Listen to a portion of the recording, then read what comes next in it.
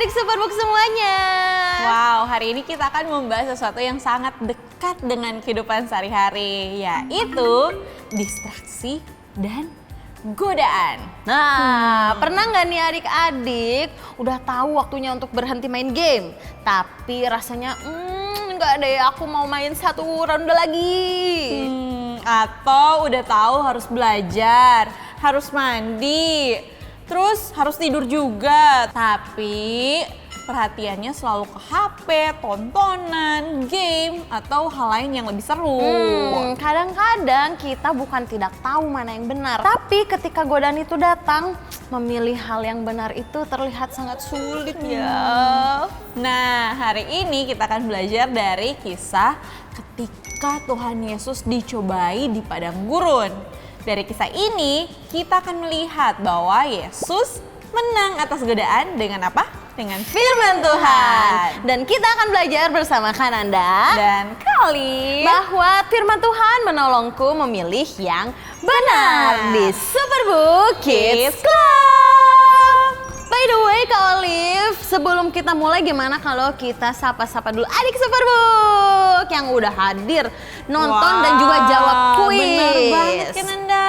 Ih, ada yang dari deket nih, Cilacap. Ada Keva, Harel dari Bandar Lampung, Margaret dari Tangerang, Alexander dari Bekasi, Anarda dan Anardo dari Tangerang Selatan. Wah, kayaknya mereka semuanya baru ya Kak Olive ya, iya, kita baru Kananda. dengar nih namanya. Terus kita juga mau nyapa ada Richie dan juga Syara dari Jagakarsa, Jakarta. Ada Andrew Christophen dari Medan, Juliana dari Makassar, Valerie dan Zio dari Bekasi, dan juga Vera dan Tera dari Semarang. Hai semuanya, happy Sunday juga buat Rizkian dari Toraja, ih jauh banget. Ada Clara Anastasia dari Petamburan, Priscilla dari Bali, wow. Dan Grace dari Jakarta Barat, ada Icil, Faith dari Tanah Toraja, serta Noel dari Jawa Timur. Wah, senang banget ya melihat adik-adik yang datang dari banyak kota. Kita lanjut, ada Zio dan juga Timothy dari Binjai, salam dari Binjai. Ada Alvaro dari Jayapura, Papua. Ada Glinton dari Nabire. Ada Aletea dari Manado. Wow. Jovanka dari Palembang dan juga Keisha dari Papua. Shalom juga untuk Briel dari Jakarta. Ada yang juga namanya Shalom dari Ambon. Halo, Eunike dari Depok, Kristo dari Palembang, Pascal dari Jakarta, Efraim dari Cilengsi, serta Yosefa dan Rahel dari Denpasar, Bali. Wow, kita juga mau menyapa Kamila Intan dari Kediri. Ada Queen dan juga Vic dari Surabaya, Iris dari Jakarta, Lianza dari Kupang, NTT, Yoel dari Bekasi, dan juga Afram dari Jogja. Wah, terima kasih semuanya yang sudah menuliskan salam toleransi. Senang sekali Superbook bisa jadi tempat yang penuh kasih, damai, dan saling menghormati. Yeay, buat adik-adik yang udah jawab kuis, Ruth, kasih dan kesabaran. Wah, keren sekali. Kakak bangga banget sama kalian yang sudah mengikuti semua pelajaran Superbook. Dan buat adik-adik, kalau nama kalian belum disebut hari ini, jangan sedih. Oke, tetap tulis nama dan kota kalian di kolom komentar yang bawah ini. Siapa tahu minggu depan giliran adik-adik yang akan disapa oleh Khalif dan Kananda. Yeay, oke, sekarang kita akan masuk ke tema hari ini. Kita akan belajar tentang godaan, distraksi, dan bagaimana firman Tuhan menolong kita untuk memilih yang benar. Let's go! Hai adik-adik, bertemu kembali bersama aku Gizmo. Hari ini kita akan melihat kisah yang luar biasa. Kalian sudah siap? Ayo kita mulai Superbook Kids Club hari ini. Adik-adik, coba jawab dalam hati ya. Pernah nggak adik-adik tergoda melakukan sesuatu yang sebenarnya adik-adik tahu itu tidak boleh? Coba kan Anda kasih contoh ya. Mungkin tergoda main game diam-diam. Atau tergoda untuk berbohong supaya tidak dimarahi. Atau tergoda untuk menunda tugas.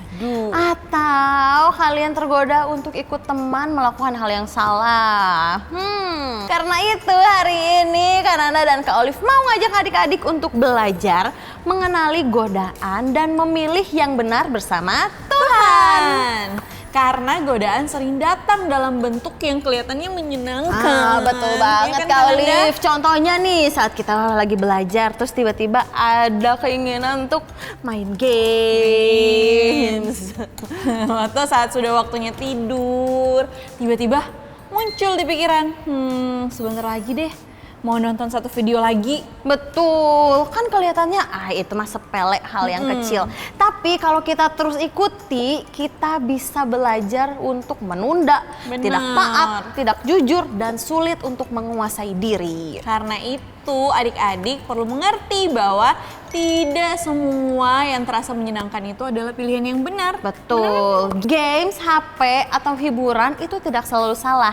Tapi kalau itu membuat kita tidak taat, lupa tanggung jawab kita, atau bahkan menjauh dari Tuhan, kita perlu belajar berhenti dan memilih yang benar. Coba adik-adik bayangkan sebuah notifikasi di HP. Ting tung, bunyinya cuman ting tung, cuman sedetik, tapi bisa langsung menarik perhatian kita. Awalnya cuma mau lihat bentar, tapi setelah dibuka, ting, ternyata ada satu video, lalu video lain, terus game, terus chat, terus tanpa sadar waktu kita tuh udah semakin banyak yang terbuang. Betul, itulah sebabnya adik-adik perlu belajar untuk bertanya, apakah ini pilihan yang benar? Apakah ini membuat aku taat kepada Tuhan? Karena saat kita belajar mengenali apa yang menarik hati kita juga bisa belajar memilih hal yang benar. Betul. Nah, dalam kisah Superbook hari ini kita akan melihat Tuhan Yesus dicobai di padang gurun. Tuhan Yesus sedang berpuasa, ia lapar, ia lelah, dan pada saat itulah iblis datang mencobai Tuhan Yesus. Iblis mencoba membuat Yesus memilih jalan yang salah.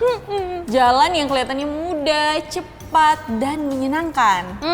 Tapi kita akan lihat nih, apakah Tuhan Yesus akan tergoda atau dia berhasil menolak semua godaan iblis? Ayo kita sama-sama lihat kisah Yesus dicobai di padang gurun berikut ini. Hei, sepertinya mereka... iya benar, itu Maria dan Yusuf. Kita pernah bertemu mereka. Aku tahu kamu benar, Joy. Mereka adalah orang tua Yesus yang pernah kita temui juga. Kota ini sangat ramai dan banyak yang Ayo asing cari tahu di kenapa rumah. mereka terlihat kebingungan. Kami sudah mencari di bagian barat Yerusalem, bertanya kepada semua teman kami. Dia tidak bersama-sama saudara kami. Hai, kami tidak sengaja mendengar kalian mencari seseorang. Iya, anak kami Yesus. Oh, kami pernah mendengar dia berbicara beberapa kali. Kamu tahu Dia dia? setinggi kamu. Oh iya, lebih pendek dari yang kuingat.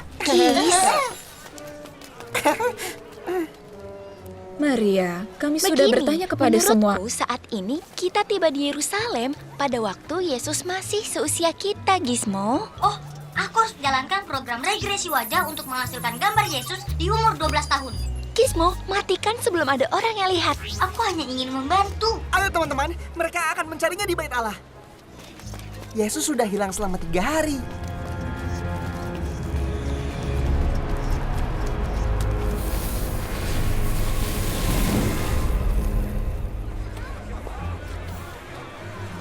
Yusuf, ayo cari ke sana.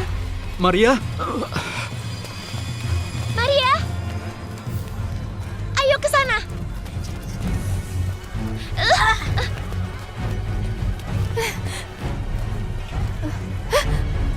Itu dia, aku melihatnya. Luar biasa. Belum pernah kutemukan anak di usianya dengan hikmat dan pemahaman seperti ini. Yesus. anakku. Ibu. Oh. Anakku, kenapa kamu melakukan ini? Ayah dan ibu bingung mencarimu kemana-mana. Mengapa ayah ibu mencariku? Apa ibu tidak tahu bahwa aku harus ada di rumah bapakku? Yang penting kamu selamat.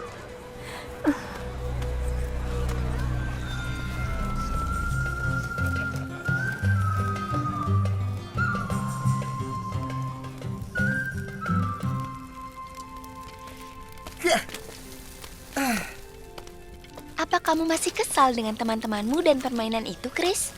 Apa itu sangat penting? Banyak teman-temanku yang bermain pedang betlang. Yang terlihat sangat menggoda. Aku tahu, tapi orang tuamu buat peraturan. Iya, orang tua tak selalu benar. Seperti Yesus tidak taat kepada ayah dan ibunya, dan tidak ada hal buruk terjadi. Tidak sama. Sama sekali tidak. Aku akan mencari kayu bakar lagi. Oh, aku tidak peduli kata mereka. Saat aku pulang, aku akan main pedang Betlam 3 pembalasan Sunas. Titik. Selamat malam. Hah? Siapa kamu? Saya? Oh, teman dari Yusuf dan Maria. Melakukan perjalanan kembali ke Nazaret. Kamu tidak bersama-sama kami sebelumnya. Tidak, tapi aku melihat sekelompok orang pergi dari Yerusalem dan sekarang menyusul. Apakah benar kamu adalah teman Yesus kecil? Kami baru saja bertemu. Anak muda yang sangat cemerlang, juga pemberani.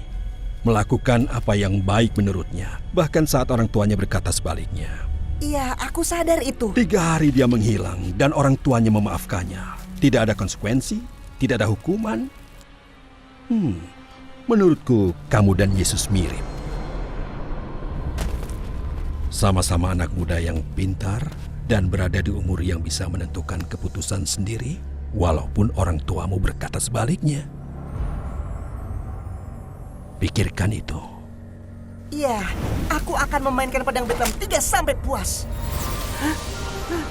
Superbook, tunggu. Bagaimana dengan Joy dan Gizmo?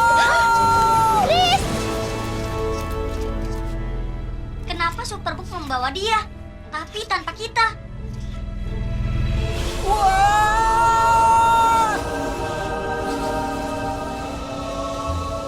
Setelah Maria dan Yusuf menemukan Yesus di Yerusalem, Yesus kembali ke Nazaret bersama mereka dan mematuhinya.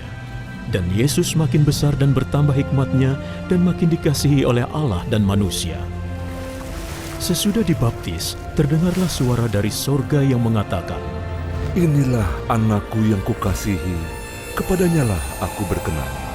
Lalu Yesus dipenuhi oleh Roh Kudus, dituntun oleh Roh Kudus ke padang belantara. Dan di hari-hari itu, ia tidak makan apa-apa.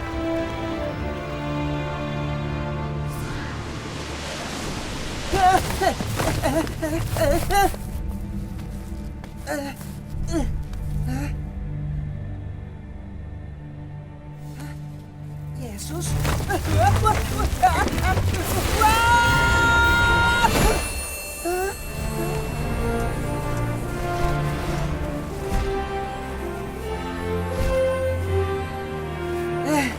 Kamu... Mikael, malaikat Allah. Oke, baiklah. Dan kamu bisa... Wow, apa itu? Apakah itu? Setan, tapi jangan takut. Wah. Sudah berapa hari sekarang? 40 hari? Lebih dari cukup untuk seorang manusia, menurutku. Tapi, engkau bukanlah manusia biasa, iya kan? Mengapa harus keras kepala, Yesus? Apa yang ingin kau buktikan dengan puasa dan berdoa? Jika engkau anak Allah, perintahkanlah supaya batu ini menjadi roti. Ada tertulis, manusia hidup bukan dari roti saja, tetapi dari setiap firman yang keluar dari mulut Allah.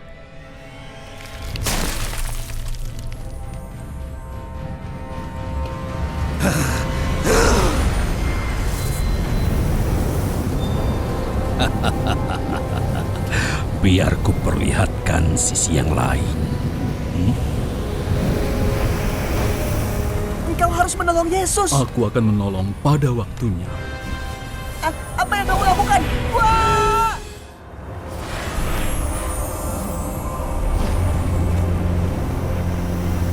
Itu mereka.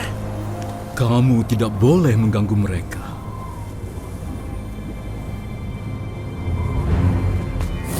Aku akan memberikan semua kerajaan dunia dengan kemegahannya. Karena itu adalah semua milikku. Semua itu akan kuberikan kepadamu jika engkau sujud menyembahku. Apakah ia baru saja menawarkan untuk menguasai dunia? Ini adalah daerah kekuasaan setan. Dan setan sedang mencobai dia untuk menentang Bapa. Enyahlah iblis, sebab ada tertulis, engkau harus menyembah Tuhan Allahmu. Hanya kepada Dia engkau berbakti. Mikael, kemana mereka pergi? Kita harus mencari mereka. Hah?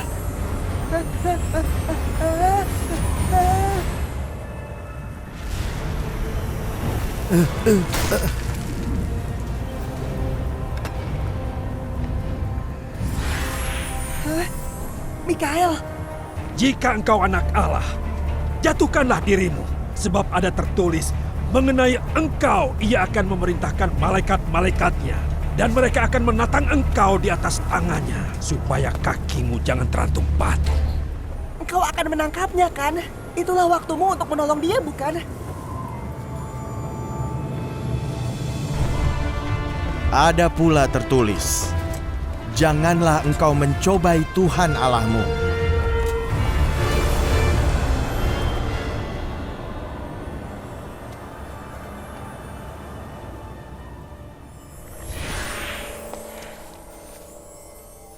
Nah, kamu lihat, Chris, Yesus bertahan saat dicobai dan Dia mampu menolongmu. Pencobaan yang kamu alami ialah pencobaan biasa yang tidak melebihi kekuatan manusia. Sebab Allah setia dan karena itu Ia tidak akan membiarkan kamu dicobai melampaui kekuatanmu.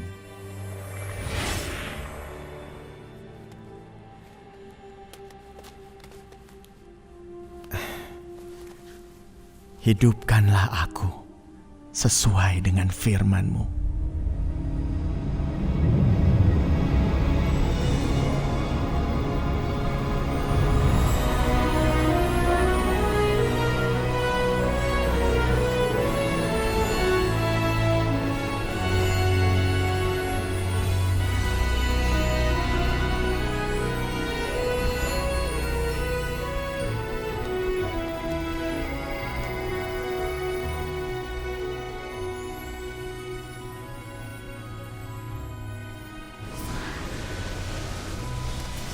Chris, apa yang terjadi? Baru saja melihat iblis mencobai Yesus berkali-kali. Dia menawarkan semua hal yang bisa kamu bayangkan, Joy, untuk menguasai dunia. Tapi Yesus bertahan setiap cobaan.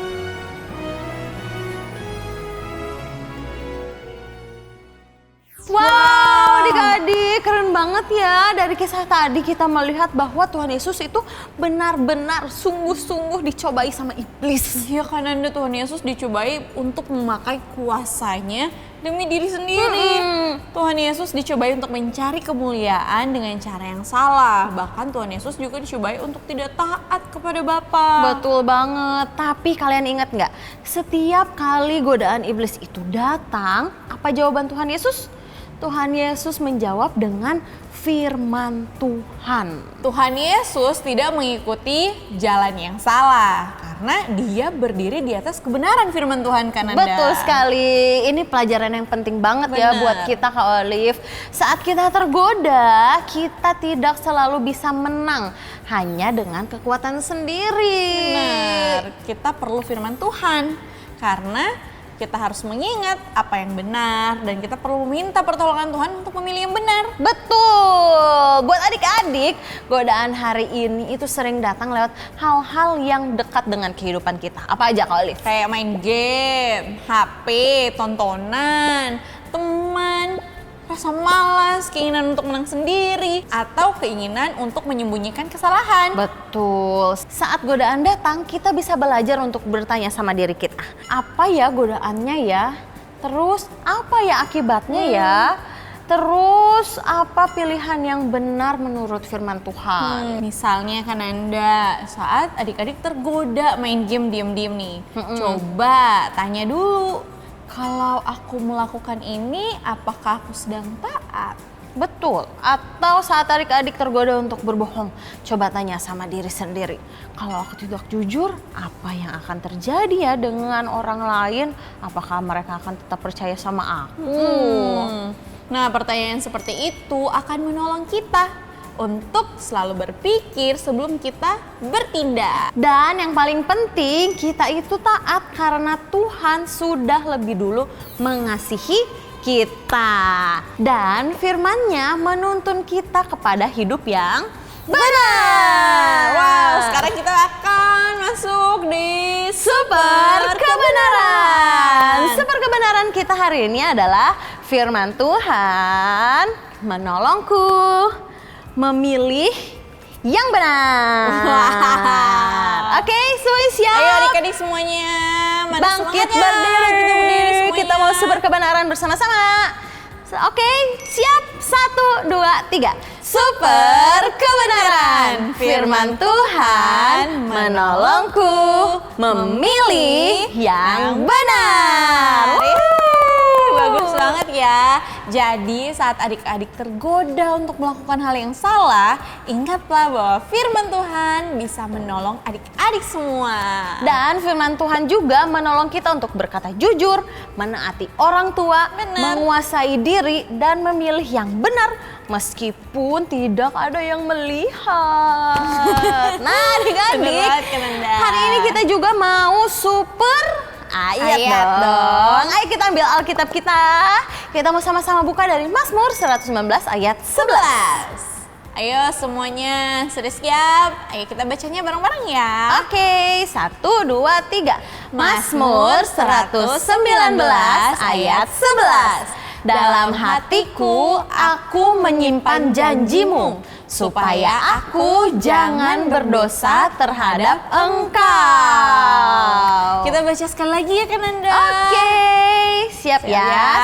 1, 2, 3. Mazmur 119 ayat 11. Dalam hatiku aku menyimpan janjimu, supaya aku jangan berdosa terhadap Engkau. Nah adik-adik, dari Mazmur 119 ayat 11 ini mengajarkan kita bahwa firman Tuhan itu perlu disimpan di dalam hati. Kenapa harus dalam hati kan Anda? Karena saat godaan datang, kita tidak selalu punya waktu untuk berpikir panjang. Benar. Tapi kalau firman Tuhan ada di dalam hati kita, firman Tuhan itu bisa mengingatkan kita. Oh, kayak saat kita tergoda untuk berbohong, firman Tuhan mengingatkan kita untuk hidup dalam kebenaran. Saat tergoda untuk tidak taat, firman Tuhan mengingatkan kita untuk selalu hormat sama orang tua. Betul, saat tergoda untuk melakukan hal yang salah, firman Tuhan akan menolong kita untuk memilih yang benar. Wow. Adik-adik, Kanada dan Kak Olive punya 4 cara sederhana yang bisa dilakukan saat menghadapi godaan. Oke, namanya adalah berhenti, berpikir, ingat firman Tuhan, dan pilih yang benar. Oke, langkah pertama adik-adik harus berhenti dulu. Saat kalian mulai tergoda, jangan langsung mengikuti keinginan hati kalian. Ambil waktu sebentar untuk berhenti. Nah, langkah yang kedua, pikirkan akibatnya. Kalian bisa tanyakan, kalau aku melakukan ini, apa akibatnya ya? Apakah ini membuat aku taat atau tidak ya? Nah, langkah yang ketiga, ingat lagi firman Tuhan. Nah, ingat apa yang Tuhan ajarkan. Ingat bahwa Tuhan ingin kita hidup dalam kebenaran. Langkah yang terakhir, keempat, adik-adik harus pilih hal yang benar. Pilihan benar mungkin tidak selalu paling mudah, tapi Tuhan akan menolong kita untuk melakukannya. Jadi saat adik-adik mulai tergoda untuk main diam-diam, adik-adik bisa berhenti sejenak, belajar untuk pikirkan akibatnya, ingat firman Tuhan, lalu memilih untuk taat. Yeay! Mungkin nih saat ini ada adik-adik yang mulai sadar, kayaknya aku sering tergoda deh, dan aku sering kalah sama godaan itu. Mungkin ada yang lebih sering main game, lebih lama dari aturan yang udah dikasih sama papa mama. Ada juga yang pernah berbohong. Mungkin ada juga yang sulit untuk taat ketika udah diingatkan. Tapi hari ini kita belajar bahwa Tuhan tidak meninggalkan kita saat kita lemah. Tuhan memberikan kita firman-Nya untuk menolong kita.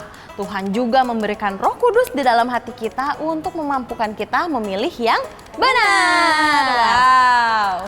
Kita akan melihat satu kisah anak yang hidupnya disentuh oleh Tuhan melalui pelayanan Superbook. Yuk kita tonton bersama-sama. Namanya Sinta, seorang anak dari desa Bawah Mataluwo, Nia Selatan.